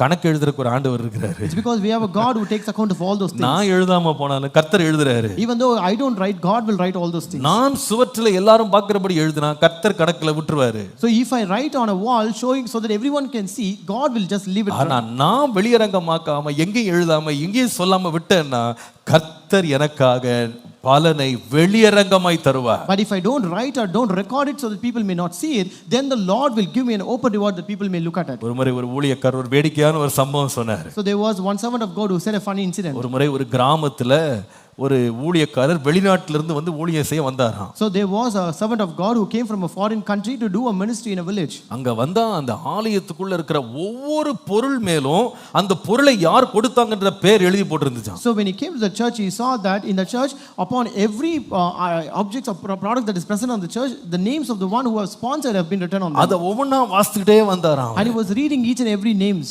அதுல ஒரு tube லைட்டுக்கு மேல வந்து ஒரு பேர் போட்டிருந்துச்சாம், விசுவாசி பேர் போட்டிருந்துச்சாம். So and there he found on a tube light there was a name of a believer that is mentioned. அதுல எழுதப்பட்டிருந்தா Nesamani பொன்னையான்னு போட்டிருந்துச்சு. So it was written as Nesamani Ponnaya. அந்த வெள்ளைக்காரர் வாசித்தாரா நாசமானி போனியான்னு. So he read it in this way, in a funny way. அவருக்கு வாசிக்க தெரியல. He was not able to read that. நாசமானி போனியான்னு வாசித்தாரா. He read it as Nasamani Ponya. நம்ம நிறைய வெளியில நம்முடைய கிரியைகளை வெளியரங்கப்படுத்தினா எல்லாரும் நம்ம மேல அன்பு கூறுவாங்க நம்ம நினைக்கிறோம். Many times we think when we show the deeds that we have done to the open world, then people will appreciate us. நாங்க ஆந்திராவுக்கு ரொம்ப வருஷத்துக்கு முன்னால நாங்க அப்பாவோட ஊழியத்துக்கு போயிருந்தோம். So many years ago I have been to Andhra Pradesh with my father for the ministry. அங்க ஒரு கிராமத்துல ஒரு convention. And there was a convention in a village. அதுல 3 நாள் தங்கி இருந்து ஊழியம் செய்தோம். We stayed there for 3 days and we did the ministry. ஃபுல்லா ஓலை போட்டுருக்கோம், கீழ மண் தரையில தான் உட்காரணும். So it was full of huts and we have to sit on a muddy floor. அப்ப கடைசி நாள் கூட்டம். And it was the last day. அந்த கடைசி நாள் கூட்டத்துல அங்குள்ள வழக்கம் பாஸ்டர் என்ன பண்றாருன்னா அவர் வந்து ஒரு புக் வச்சிருக்கிறாரு. So the pastor will be having a book. That is the procedure that they follow there. அந்த புக்கில் என்ன பண்றாருன்னா ஒவ்வொரு பேரா வாசித்து ఈ వారు 50 రూపాయి ఇచ్చారు 50 ரூபாய் கொடுத்தார். So he used to read of the name saying that this person gave this much amount. இவர் வந்து 100 ரூபாய் கொடுத்தார். This person gave 100 rupees. Convention செலவுக்கு அப்படியே பட்டியல் வாசிக்கிறார். So this is a list which happened, which was given by the believers for this expenses. இவர் அப்படியே பட்டியல் வாசிக்கும் போது As he was reading the list, கூட்டத்திலிருந்து விசுவாசிகள் எழுந்து ஓடுறாங்க ஸ்டேஜுக்கு. so people, the believers from the crowd were running towards the stage. எதுக்கு தெரியுமா? You know for what? அவனே 50 கொடுத்தானா, நான் கொடுக்குறேன் 500 இருந்தா வச்சுக்கோ. See, he has given 50 rupees, then I will give 500 rupees. என் பேரை வாசி. You read out my name. இவரை வாசித்த உடனே அடுத்த அந்த ஜாதிகாரன் அவ்வளவு கொடுத்தானா, நான் ஜாஸ்தி கொடுப்பேன். So when this name is mentioned, then the other one comes, see, he has given so much and I will also give this ஒரு much. வேடிக்கையா இருக்கு இந்த காட்சியை பார்க்கிறதுக்கு. That was really a funny incident to look. இவன் எது கொடுத்தா தெரியுமா? Why did they give that? கர்த்தருக்கா கொடுக்கல. Not for God.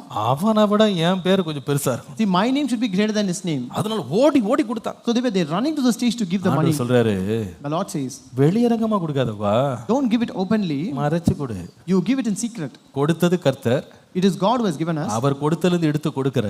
And I give what he has given me. அதுல நீயே புகழ் தேடாத. And don't seek for an appreciation. கொடுக்கிறத மறைச்சு கொடுத்தா, if you give it in secret, கர்த்தர் அந்த மறைவிடத்தை பார்க்கிறார், வெளியரங்கமாய் பலன் அளிப்பார். God will look at your secret and he will give an open reward. கொடுக்கிறத பற்றி மாத்திரம் எதுவும் சொல்லல. The Bible not only says about giving. மத்தேயு 6 அதிகாரம் 5 முதல் 7 பாருங்க. Matthew 6:5-7. ஜெபம் பண்ணும்போது மாயக்காரரை போல மனுஷர் காணும்படியாக ஜெபாலயங்களில் வீதிகளின் சந்திகளில் நின்று ஜெபம் பண்ண விரும்பாதீங்க. And when you pray, you shall not be like the hypocrites, for they love to pray standing in the synagogues and the corner of the streets. அப்படி நீங்க ஜெபம் பண்ணி பிரபலப்படுத்துனீங்கன்னா உங்க பலன் முடிந்து போனது. So if you propagate it by doing so, then you have received your reward there. ஆனால் நீயோ ஜெபம் பண்ணும்போது 6ஆம் வசனத்துல உன் அறை வீட்டுக்குள் பிரவேசித்து கதவை பூட்டி அந்தரங்கத்தில் இருக்கும் பிதாவை நோக்கி ஜெபம் பண்ணு, அப்பொழுது அந்தரங்கத்தில் பார்க்கிற உன் பிதா வெளியரங்கமாய் உனக்கு பலன் அளிப்பார். Verse 6 says, but you when you pray, go into your room, and when you have shut your door, pray to your father who is in the secret place, and your father who sees in secret will reward you openly. இது நீங்க தப்பா நினைச்சுக்கிட கூடாது. You should not mistake this. அப்ப நம்ம வந்து ஆலயத்தெல்லாம் ஜெபம் பண்ண கூடாதோ? Which means we should not pray in a church. யாரும் பார்க்கறபடி நம்ம ஜெபம் பண்ணிர கூடாது. We should not pray that people may look at us. ஜெபம் பண்ணனும்னா அறை வீடு இருக்கணும், அதுக்கு ஒரு கதவு இருக்கணும், அத பூட்டினா தான் ஜெபம் பண்ணனும்னு நினைக்க கூடாது. Don't think that we should have a room, we should shut the room, we should lock the room and then only pray. அப்படி உங்களுக்கு ஒரு காரியம் உருவாங்கன்னா நீங்க பெரிய பணக்காரனா இருக்கணும், உங்களுக்கு தனி ஒரு அறை இருக்கணும், உங்களுக்கு கதவு இருக்கணும், பூட்டு இருக்கணும், உங்களை யாரும் டிஸ்டர்ப் பண்ண கூடாது. If that should be the reality, then you should be a more rich person, you should have a separate room, you should have all the sophistications where no one will disturb you there. அல்லது நீங்க சன்னியாசியா இருக்கணும். Otherwise you should be a sage. யாரும் கூட இல்லங்க. There's no one with me. வீட்டை பூட்டினா உள்ள பார்க்கறதுக்கு எறும்பு மட்டும் தான் இருக்கு. If I lock the house, there's only ants at home and nothing else. அப்படி சொல்லல. Not that way. இயேசு கூட अनेक வேளையில எல்லாரும் பார்க்கும்படி ஜெபம் பண்ணாரு. Many times Jesus also prayed in open where people can see him. Gethsemane தோட்டத்தில் அவர் வந்து கண்ணீர் விட்டு மிகுந்த பாரத்தோடு அவர் ஜெபம் பண்ணதை, அவருடைய வேர்வையெல்லாம் ரத்த துளியா விழுந்ததை எல்லாரும் பார்த்துட்டு தான் இருந்தாங்க. Even the garden of Gethsemane, you can see Jesus prayed with great agony and suffering where his sweat was dripping down as blood. அங்க சொல்லப்பட்ட கருத்து என்ன தெரியுமா? But what is the content that is said here? யார் கண்ணும் பற்றக்கூடாதுன்னு இல்ல. It's not that you should not pray this way. எல்லார் கண்ணும் என் மேல படணும்ன்ற நோக்கம் இருக்க கூடாது. You should not have that intention that everyone should see you when you pray. அவங்க பார்க்கறாங்கன உடனே ஜெபிக்க ஆரம்பிச்சிர கூடாது. It's not that you start praying when people look at you. அவங்க பார்க்கிறதுக்காக ஜெபம் பண்ண கூடாது. It's not that you should pray that people may see you. நம்முடைய நோக்கங்களை கர்த்தர் பார்க்கிறார். The Lord looks at the intentions. நோக்கம் எப்படி இருக்கணும் தெரியுமா? How should your intention be? பார்த்தா என்ன பார்க்காட்டி என்ன, நான் கர்த்தரை மாத்திரம் நோக்கி பார்ப்பேன். No matter whether they look at me or see me, but I will look at the Lord. மனுஷனுடைய பாராட்டுக்காக நான் ஜெபம் பண்ணல. I don't pray for the appreciation of men. ஏன் தெரியுமா? You know why? எனக்கு மிகுதியான பலனை கொடுக்கிற ஒரு தேவனை நான் விசுவாசிக்கிறேன். Because I believe a God who gives me great reward. அதே மத்தேயு 6ஆம் அதிகாரம் 17 இருந்து 18 வாசித்தால், When you read Matthew 6:17 and 18, உபவாசம் பண்ணும்போது கூட மனுஷருக்கு உபவாசிக்கிறேன் என்று நீ காணப்படாம அந்தரங்கத்தில் இருக்கிற பிதா காணும்படியாக தலைக்கு எண்ணெய் பூசி முகத்தை கழுவி உபவாசம் இரு, அப்பொழுது அந்தரங்கத்தில் பார்க்கிற உன் பிதா உனக்கு வெளியரங்கமாய் பலன் அளிப்பார். So when you fast also, anoint your head and wash your face, so that you do not appear to men to be fasting, but your Father who is in the secret place, and your Father who sees in secret will reward you openly. அர்த்தம் என்ன? What does it mean? எந்த கிரியையும் மனுஷனுடைய பாராட்டுக்காக நான் செய்யல, அங்கீகரிப்புக்காக செய்யல, நான் காணாதிருக்கிற தேவன் முன்பாக அந்தரங்கத்தில் செய்கிறேன். None of my activities should be done to receive the appreciation of men, but I do it so that my Father in secret may see that. இன்னைக்கு நிறைய பேருக்கு உற்சாகமே எப்போ வரும்னா 10 பேர் பார்த்தா தான் உற்சாகம் வரும். Today, many people will get the interest of doing all these things only when people see them. அவங்களுக்கு உணர்வே எப்போ வரும், நான் வந்து ஏதாவது செய்யணும் அப்படின்னு உணர்வே எப்போ உற்சாகம், ஒரு 10 பேர் பார்த்துட்டா போதும் உடனே உற்சாகம் கிளம்பி. So they get that interest of doing all these things only when people look at them. நம்முடைய பலன் மனுஷன்டல்ல கர்த்தர்ட்ட வரணும். Our reward should not be from men but from God. என் கிரியைக்கு பலன் கொடுக்க வேண்டியவர் கர்த்தர். It is God who should reward my work. மறந்துடாதீங்க, மனுஷன் போட்டா செப்பு காசு தான் போடுவான், கர்த்தர் போட்டா தங்க காசு போடுவாரு. Don't forget, when man gives, he gives only copper coins, but God gives gold coins. மனுஷன் வந்து நம்மளை பாராட்டுவான் ஒரு நாள், அடுத்த நாள் நம்மளை இகழ்ந்துருவான். Men will appreciate us one day, the next day they will also ill treat us. இன்றைக்கு நம்ம செய்த நன்மையை புகழுவான், நாளைக்கு இகழுவான். Today he will appreciate, tomorrow he will speak ill of it. இன்றைக்கு சொல்லுவான், ஐயோ இவரை போல யாருமே இல்ல தர்மகர்த்தான்னுவான். Today he will say that you are the great generous man who gives everything. நாளைக்கு வந்து சொல்லுவான், கொடுத்தா என்ன வச்சிருக்காரு, கொடுத்தா என்ன. Next day he says, what if he can give because he has more? அதெல்லாம் பெரிய காரியமா இதெல்லாம்? Is that a great deal? அதெல்லாம் இருக்கு வச்சிருக்காங்க, கொடுத்தா என்ன. Let him give because he has more. அதான் ஜெனரல் ஃபோர்டுன்னு ஒருத்தர் இருந்தார். இந்த ஃபோர்டு கார் கம்பெனிலாம் இருக்கு பாருங்க, இதோடைய நிறுவனர் ஒருத்தர் அமெரிக்காவில் இருந்தார். அவர் தான் நிறுவனர் அந்த காரை. So there is the founder of this Ford company who is the General Ford. அவர் என்ன செய்தாராம், ஒரு நாள் அவர் வந்து அவருடைய ஆஃபீஸில் உட்காந்துருக்கும் போது அந்த ஊர்ல இருந்து ஒரு குழுவினர் அவர்கிட்ட வந்து, இந்த ஊரில் நாங்கள் குழந்தைகளுக்குன்னு ஆஸ்பத்திரி கட்ட போகிறோம், உங்கள்கிட்ட நாங்கள் ஒரு பெரிய டொனேஷன் எதிர்பார்க்குறோம், நாங்கள் எல்லா காசையும் சேர்த்துட்டோம், ஆனால் ஒரு $50,000 வந்து எங்களுக்கு குறைவாக இருக்குது, நீங்கள் பெரிய கோடீஸ்வரர், நீங்கள் ஒரு 50,000 கொடுக்குறீங்களான்னு கேட்டாங்களாம். So when he was in office, a group of people came there and they said they want to build a hospital for children, so they have gathered all the money that is required and they are short of only $50,000. So they asked, you are a millionaire, why can't you sponsor that $50,000 for us? அவங்க வந்து ரொம்ப நேரம் அவர்கிட்ட வந்து பேசினாங்க. They spoke with him for much time. அவர் அமைதியாக கேட்டுட்டு இருந்தாரு. And he was silently listening to them. சரி நான் உங்களுக்கு கொடுக்குறேன்னு சொல்லிட்டு ஒரு செக் எடுத்து எழுதினாரு. And he said, okay, I will give you, and he wrote a check.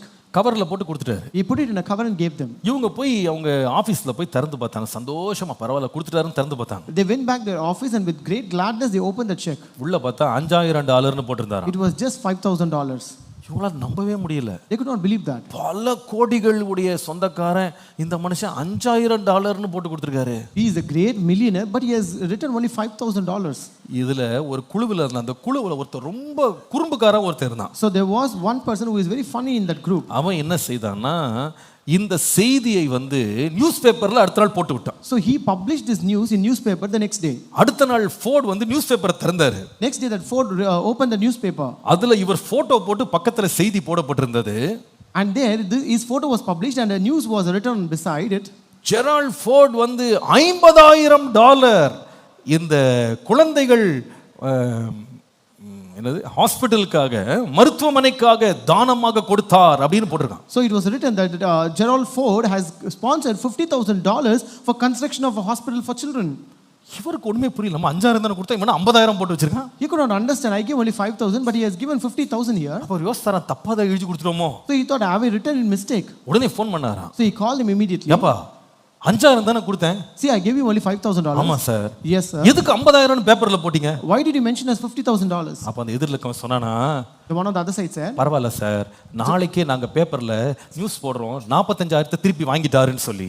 So tomorrow we will again publish saying that he took back that 45,000 return. இவருக்கு புரிஞ்சிருச்சு, இவனுக்கு என்ன இவனுக்கு வில்லங்கம் பண்றான்னு இவனுக்கு புரிஞ்சு போச்சு. So he understood what was going on there. சொன்னாராம், ஏப்பா ஒரு ஆள் அனுப்பு, $45,000 எழுதி இப்பவுமே கொடுத்துட்றேன், என் பேரை எதுவும் கெடுத்து விடாதேன்னாராம். And he said, send a person, I will give a check for $45,000, do not spoil my name anymore. இவர் மனசார கொடுத்தது என்ன? So how much did he give wholeheartedly? 5,000 தான். It was 5,000 only. 45,000 திருப்பி கொடுத்தாரு. எது கொடுத்தாருன்னு நினைக்கிறீங்க? And why did he give again 45,000? எல்லாரும் பார்க்கணும். So that everyone may see. எல்லாரும் புகழணும். Everyone should appreciate it. பரலோக கணக்குல எவ்வளவுக்கு ஆண்டவர் பலன் கொடுப்பாருன்னா 45,000 இல்ல 5,000 தான் ஆண்டவர் பலன் கொடுப்பார். But God will reward him only for that 5,000, not for that 45,000. ஏன் தெரியுமா? You know why? மனுஷர் பார்க்கும்படி செய்யாதப்பா. Don't do anything that people may see you. அந்தரங்கத்துல பார்க்கிற ஒரு தேவன் இருக்கிறார் என்று விசுவாசி. You believe that the God who sees you in secret. நீங்க எத்தனை பேர் விசுவாசிக்கிறீங்க தேவன் என் கிரியைக்கு பலன் கொடுப்பா? How many of you believe that your work shall be rewarded? உன் கிரியைக்கு பலன் உண்டு. Your work shall be rewarded. என்ன பலன்? What is that reward? நீதியாக பலன் கொடுப்பா. God will give a just reward. மிகுதியாக பலன் கொடுப்பா. God will give a great reward. வெளியரங்கமாக பலன் கொடுப்பா. God will give an open reward. கர்த்தர் எனக்கு பலன் கொடுப்பா. விசுவாசிக்கிற ஆமென் சொல்லுங்க. Amen. இன்னைக்கு ஆண்டவரே உம்மட்டது பலன் வந்தா போதும்பா. Lord, if I receive that reward from you, that is enough, Lord. மனுஷன் என்னை ஆசீர்வதித்தா நான் சொல்லக்கூடாது. I should not say that men has blessed me. வானத்தையும் பூமியும் படைத்த கர்த்தர் தான் எனக்கு பலன் கொடுக்கிறார். It is God, the creator of heaven and earth, who has rewarded me. என் கிரியைக்கு தக்க பலனை தந்து இந்த மாதம் எங்களை ஆசீர்வதிக்கிறதற்காய் நன்றி. Lord, thank you, Lord, that you're going to bless us by giving and rewarding us for the work that we do. எல்லாரும் எழும்பி நிற்போமா? Let us all stand up. பலன் கொடுக்கிறவரே உமக்கு நன்றி. Lord, thank you that you're going to reward ஒருவேளை us. இந்த கால இந்த செய்தியை கேட்கும்போது Maybe as you're listening to the sermon this morning, நியாயமாய் வர வேண்டிய பலன்கள் உங்களுக்கு வராதபடி நீங்க சோர்ந்து போய் இன்றைக்கு வந்திருக்கலாம். maybe you are so tired and weary, disappointed here that you have not received the just reward that you're supposed to receive. ஆண்டவர் சொல்லுகிறார், The Lord says, நீதியாய் சரி கட்டுகிற ஒரு தேவன் இருக்கிறார். there's a God who recompenses in a just way. மனுஷன் ஒருவேளை காரியங்களை மாற்றி மாற்றி செய்யலாம். Men may change things and do for you, ஆனால் தீங்கு செய்ய கர்த்தர் அனுமதிக்க மாட்டார். but God will not let them do evil. எனக்கு குறித்திருக்கிறதை கர்த்தர் செய்ய உண்மை உள்ளவர். The Lord is faithful to do what he has purposed for me. Hallelujah, Hallelujah. Hallelujah, Hallelujah. நான் செய்த தீமைக்கு நான் நன்மை செய்ய பழகுறேன். And I also get used to do good for the evil that I've been paid. ஏன் தெரியுமா? Why? எனக்கு ஒன்று தெரியும். I know one thing. மிகுதியான பலன் கொடுக்கிற ஒரு தகப்பன் இருக்கிறார். Because I have a father who gives a great reward. தீமைக்கு நீங்க நன்மை செய்யும்போது நீங்க இழக்க மாட்டீங்க, மிகுதியாக பலன் பெறுவீங்க. When you do good for evil, you will not lose anything, but you will get great reward. இன்னைக்கு ஏதாவது மனசுல யாருக்காவது தீங்கு செய்யணும்ன்ற அளவுக்கு நீங்க தள்ளப்பட்டீங்க அப்படின்னா இன்னைக்கு சொல்லுங்க, ஆண்டவரே என் கையினால தீங்கு செய்ய மாட்டேன், நன்மையன்றி வேற ஒன்று செய்ய மாட்டேன், நன்மையே செய்வேன் ஆண்டவரே. If you are here in your heart where you are pushed to do some evil for good, that for evil that is being done to you, say that I will not do that evil, but I will do good so that you will receive a great reward. நன்மையே செய்வேன்பா. I will do good alone, எனக்கு Lord. மிகுதியான பலனை தாங்க. Lord, give me a great reward. மிகுதியான பலனை தாங்க. Give me a great reward, இன்னைக்கு Lord. விசுவாசத்தோட சொல்லுங்க, Let us say with faith today, ஆண்டவரே Lord, நான் செய்கிற நன்மையை கூட ஒளிச்சே செய்வேன். Lord, whatever good I do, I'll do it in secret. மனுஷன் பார்க்கணும்ன்ற நோக்கத்தோட நான் செய்ய மாட்டேன். I will not do with the intention that people should see அது me. தான தர்மமா இருக்கலாம், ஜெபமா இருக்கலாம், உபவாசமா இருக்கலாம். No matter, it might be deeds, prayer or fasting. எல்லாமே நீங்க பாக்குறீங்க ஆண்டவர். Lord, everything is being seen by you, Lord. எத்தனை பேர் விசுவாசி கர்த்தர் பார்த்துட்டு How இருக்கிறார்? many of you believe that God is seeing us? கர்த்தர் பார்க்கறாரு. God is seeing us. அவர் பார்த்தா போதும் இல்லையா? And that is enough when he sees us. சுத்தி இருக்கிற 10 மனுஷன் பார்க்கறதுல சந்தோஷப்படுறதை விட எல்லாவற்றையும் எனக்கு கொடுக்கிற தேவன் பார்த்தா போதும். Rather than finding joy in looking at the people who looks at us, it is good to find joy in the Lord. மனுஷன் பொய்யா கொடுக்கிற புகழ்ச்சி வர்றதை விட உண்மையான புகழ்ச்சியை கொடுக்கிற கர்த்தர் பார்த்துட்டா போதும். Rather than receiving a deceiving appreciation from men, it is good to see that God is looking at மனுஷன் us. கொடுக்கிற கொஞ்சம் தற்காலிகமான நன்மையை விட நிரந்தரமான நீடித்த நன்மையை கொடுக்கிற கர்த்தர் பார்த்தா போதும். Rather than receiving a temporary blessings from men, it is good when Lord looks at who gives a permanent blessing for us. Hallelujah. Hallelujah. ஆண்டவரே நீங்க எனக்கு நன்மை செய்வீங்க. Lord, you will do good to me. என் கிரியைக்கு பலனை தருவீங்க. And you will reward me for my work. விசுவாசிக்கிறவங்க கரங்களை உயர்த்தி கர்த்தரை ஸ்தோத்திரம் And raise your hands and say, hallelujah.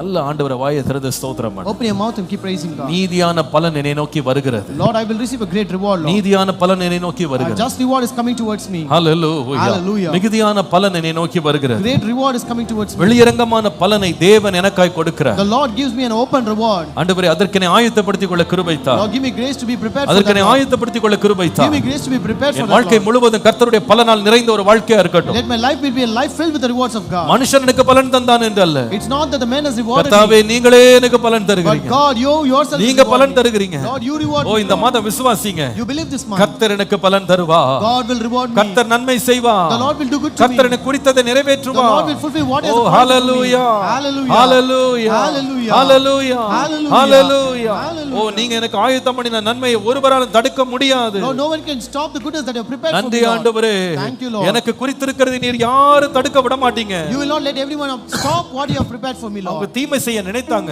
They intend to do evil, ஆனா நீர் நன்மை செய்தி. but you did good, நீ Lord. நன்மை செய்தி. You did good, நீ Lord. நன்மை செய்தி. You did good, Lord. எனக்கு குறித்திருக்கிற பலனை தருகிற நண்புக்காக ஸ்தோத்திரம். Thank you for that you're going to give the reward that is appointed for me. எனக்கு குறித்ததை நிறைவேற்றி முடிப்பவர் நீரே ஐயா நீரே, எனக்காக யாவையும் செய்து முடிப்பவர் நீரே ஐயா நீரே, எனக்கு குறித்ததை நிறைவேற்றி முடிப்பவர் நீரே ஐயா நீரே, எனக்காக யாவையும் செய்து முடிப்பவர் நீரே ஐயா நீரே. அப்பா உமக்கு ஸ்தோத்திரம், அன்பே உமக்கு ஸ்தோத்திரம், அப்பா உமக்கு ஸ்தோத்திரம், அன்பே உமக்கு ஸ்தோத்திரம். மாலாகாத காரியம்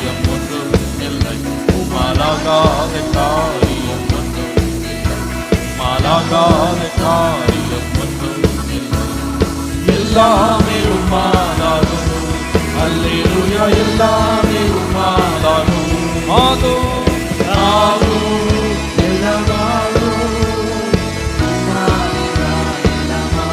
Thank you, Jesus.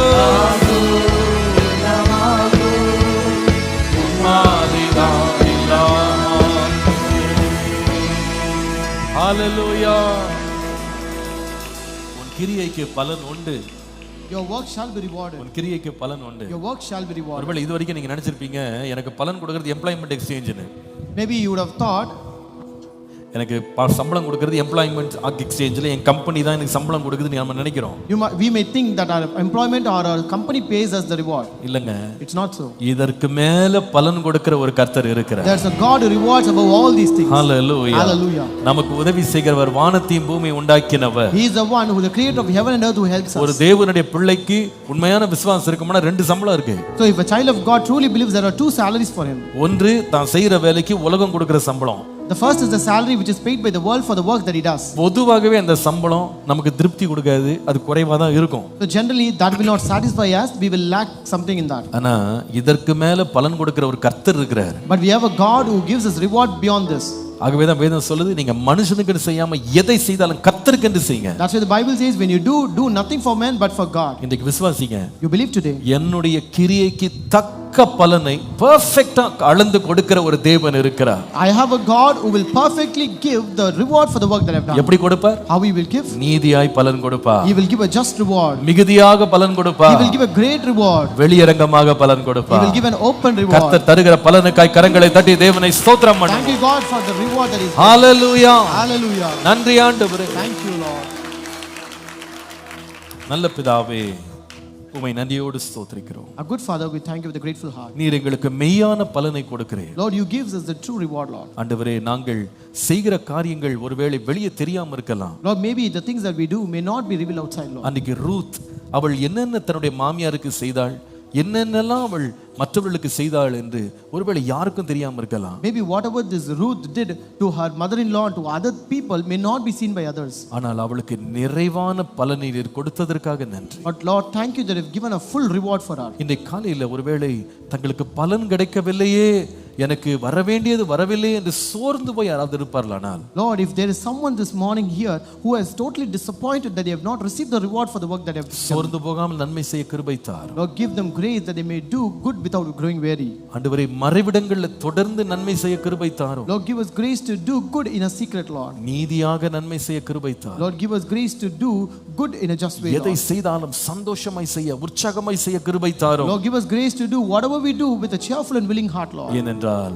எங்கள் கிரியைகளுக்கு பலன் கொடுக்கிறவர் உயிரோடு இருக்கிறார். It's because the one who rewards our work is alive. இம்மையிலேயும் தருவீர், You will reward us even here மறுமையிலேயும் தருவீர். and also in heaven, நீர் Lord. அனுப்புகிற பலனோடு எங்களை சந்திக்க வரப்போகிறதற்காக நன்றி. Lord, thank you that you're going to meet us with the reward, Lord. உம்முடைய பலனை நினைத்து நாங்கள் நன்றி சொல்லி உம்மை ஸ்தோத்திரிக்கிறோம். Lord, we thank you, Lord, remembering that reward that you're going to give us, இந்த Father. வார்த்தையின்படியே நீ நிறைவேற்றி ஆசீர்வதிக்கிறதற்காய் நன்றி. Lord, thank you that you're going to fulfill your word and bless us, Lord. இயேசுவின் நாமத்தில் பிதாவே, In Jesus' name we pray. Amen.